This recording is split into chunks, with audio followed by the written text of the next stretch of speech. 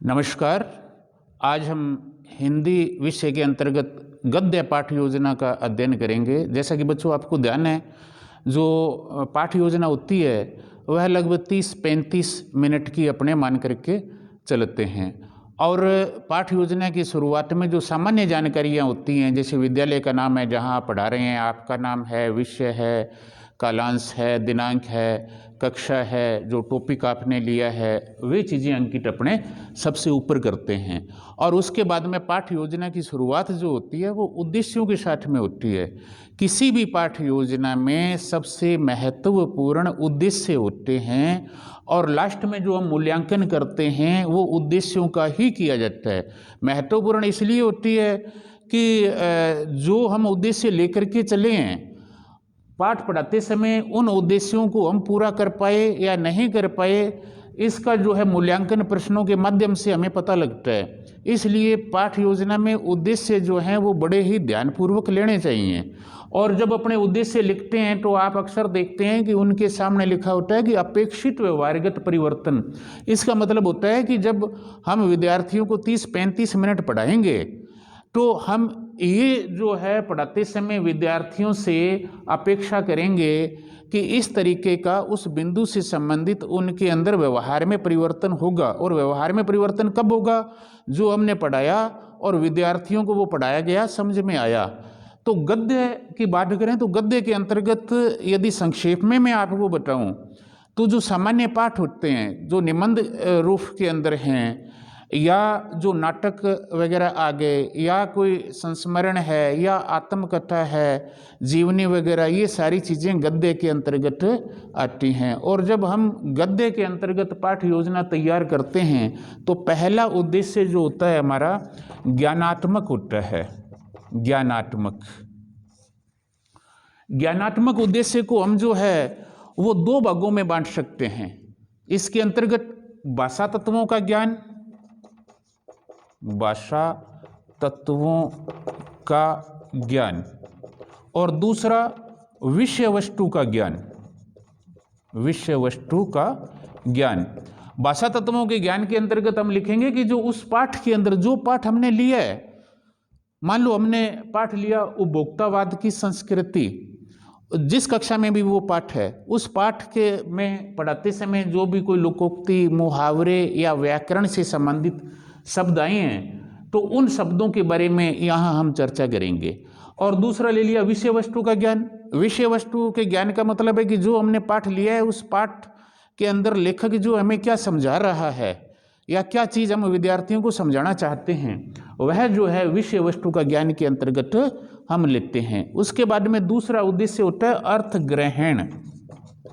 अर्थ ग्रहण, इसको भी हम आगे दो भागों में बांट सकते हैं, सुन करके और पढ़ करके।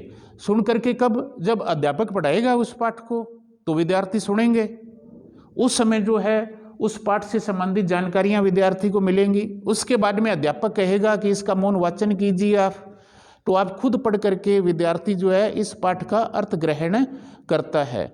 उसके बाद में तीसरा उद्देश्य अपने आता है अभिव्यक्ति। हम अपने विचारों को अभिव्यक्त करते हैं तो दो रूपों में अभिव्यक्त करते हैं, या तो हम बोल करके अभिव्यक्त करते हैं और या हम लिख करके करते हैं। इस उद्देश्य के अंतर्गत हम यही दो पार्ट लेते हैं कि विद्यार्थी बोल करके जो है अपने विचारों को रख पाएगा और लिख करके जो है अपने विचारों को रख पाएगा। उसके बाद में कौशल आता है। कौशल या कौशलात्मक। कौशल का मतलब क्या हो गया कि विद्यार्थी पढ़ते समय जो व्याकरणिक नियम है, विराम चिन्ह वगैरह है, उनका ध्यान रखते हुए वाचन करेगा या उसके अंदर कौशल विकसित होगा। और कौशल के अंतर्गत हम यह भी ले सकते हैं कि उस पाठ को आप पढ़ा रहे हैं, पढ़ाते समय आपने कोई टीचिंग एड यूज की है तो वह कौशल भी आपके अंदर विकसित होगा। उसको आप चित्रों के माध्यम से, मॉडल के माध्यम से या श्यामपट्ट पर बढ़िया तरीके से दर्शा सकोगे। उसके बाद में आता है अभिरुचि। रुचि के आगे जो है अभी उपसर्ग लगा है, अभिरुचि शब्द बना। इसका मतलब कि उस विषय वस्तु के अंदर, उस इकाई में, उस प्रकरण में विद्यार्थी की गहराई से रुचि पैदा करना कि हम इस चीज को समझने के लिए रुचि दर्शा सकेंगे। उससे संबंधित जो भी कोई अन्य पुस्तकें हैं, पत्र पत्रिकाएं हैं या पर्यटक स्थल है, उसका भ्रमण करने में रुचि लेना, उसको पढ़ने में रुचि लेना। उसके बाद में आता है अभिवृत्ति। किसी भी कार्य के प्रति हमारी अभिवृत्ति क्या होती है, या तो नकारात्मक है या सकारात्मक है, और हमें किसी भी कार्य में परिणाम प्राप्त करने के लिए सकारात्मक अभिवृत्ति की आवश्यकता होती है। तो इस तरीके से अपने उद्देश्य लिखते हैं, और जो प्रकरण चेंज होगा, पाठ का नाम चेंज होगा, उसके अनुसार जो है वो नाम जो है चेंज करते जाएंगे, बाकी सामान्य चीजें यही रहेंगी। उसके बाद में जो अपना आगे पाठ योजना की शुरुआत, अपने आगे बढ़ते हैं इस पाठ के अंदर, तो शिक्षण सहायक सामग्री, ये सारणी जो है अपने यहीं बंद कर देंगे।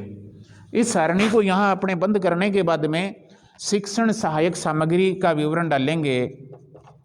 शिक्षण सहायक सामग्री में क्या है, श्वेत खंडिका, चौक है, जाड़न है जिसको डस्टर अपने बोल देते हैं, चार्ट वगैरह लेकर के आयो, मॉडल वगैरह लेकर के आयो, यानी कि जो जो चीज़ें पढ़ाने में सहायक है वो शिक्षण सहायक सामग्री हो गई। फिर अपने लिखते हैं पूर्व ज्ञान।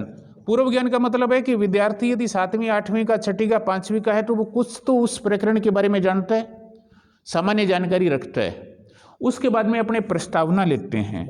प्रस्तावना का मतलब होता है, इस प्रस्तावना को पाठोपस्थापन भी बोलते हैं। पाठोपस्थापन का मतलब होता है कि विद्यार्थी को पाठ के निकट लेकर के जाना, पाठ प्लस उप प्लस स्थापन, विद्यार्थी को उस पाठ के निकट स्थापित करना। किसके माध्यम से?